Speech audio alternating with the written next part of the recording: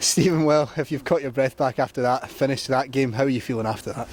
Yeah, it's I suppose probably a relief because you won the game, but I was probably more pleased in the second half because we had to try and work out how to play against 10. You know, it can be difficult playing against 10 men sometimes because the way they played was like a 4-3-2. Our space was always on the opposite side of the pitch. So whatever side we were playing down, our space was always on the other side. So when you're trying to shout it on during the game, you're trying to get message on, you know, the tempo of the game, it's kind of hard for them to adjust. So I had to get to half time and almost reaffirm that message that if we're attacking down our left, we have to try and probably play another pass and go out the other side. So I was more pleased that they eventually worked it out. You know, pleased with the deliveries in the final third that we've worked on continually, of cross balls into the box. So of course it's nice when you win, but when you're working with younger players, you just want to see them take information on board, Lewis, and improve and try and work something out. They have to work it out for themselves sometimes on the pitch of who they're playing against. We changed the shape at half time. We almost got an extra man in midfield because we felt as if that's where we could link up the play.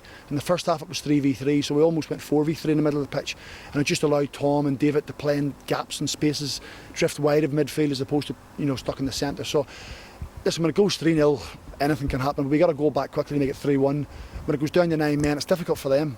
You know, the one thing Hamilton always do is they work hard, they're resolute, they've got good quality in their team. So, you know, the fact that we've won the game 4-3 is pleasing. One of the things you've spoke about a lot, Craigs, is the boys' attitude. And I mean, at 3-0 down, the heads could have easily went. Are you proud with the way that they stuck at it like that? Yeah, I am. I was going to say it doesn't surprise me, but, you know, there's moments where you think, you know, do we have it in us? And I said at half time, we have to go and rescue a situation. I said, you know, we've been asked questions over the season. It's another little test of character for them. It was only 2-0 at half time, but could they wrestle the game back towards them? You know, could they affect the game? Could they be brave and take the ball? Could they, you know, pass it wide and create 1v1 situations and be positive in the play? So that was more the message at half time. When it goes 3-0, of course, you know, you're kind of thinking, is it dead? But as I say, the fact we got the goal back so quickly, you could sense the belief among the players, you know, the energy, they kept going. So listen, I'm always proud of them. You know, I don't always tell them that. I like to keep them on their toes and keep them working hard, but pleasing just how they went about it, how they kept going, how they kept working away and trying to do things right. Then when you go 4-3 up, sometimes panic can set in, but you know, we managed to, you know, look after the ball, and we made sensible decisions. Patience was the key. It was always going to be the key for us, rather than trying to force it all the time. So I'm proud, yes, I'm very proud of them. We have to speak about Jake, of course. He ended up getting the perfect hat-trick tonight, left foot, right foot header. Is that an example of how the boys can just be working on different aspects of the game? I mean, not many folk would have seen Jake Casey have that right foot in his locker. No, to be fair, I was shouting to pass it, and I think the next time he gets it, I'll be shouting to pass it again.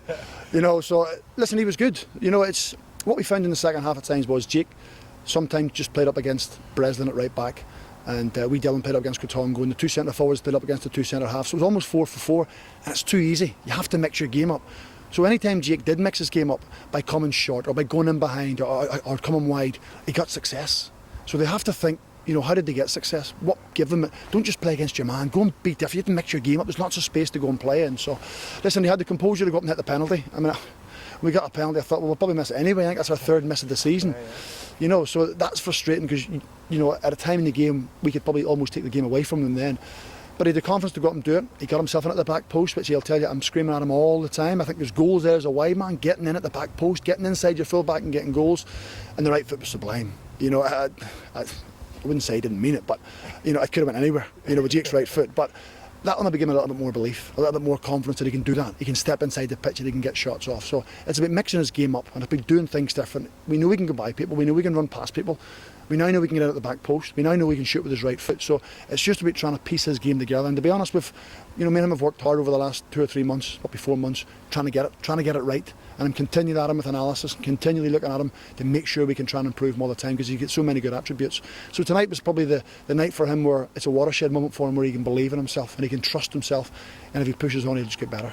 You gave Hamilton some credit at the start of the interview there, but I have to ask you about the red cards. Are you concerned with some of the fouls on your young boys, seeing it at that level? Some of them were a bit feisty, especially that one, the second red card. Yeah, I mean, the first one was just a defender taking too many touches and your natural reaction is to pull somebody. So, you know, there wasn't much in that one. Yes, it's a red card, but I think that's the second time that kid's been sent off against us. I think it's Derek Ferguson's kid, actually, believe it or not. And he's such a good football player. Yeah. He's really good, but, you know, the referee, I'd asked him coming off what he's seen, and he said, you know, the minute you leave the ground and you go with 1 feet or 2 feet, he says, you're almost giving the referee a decision.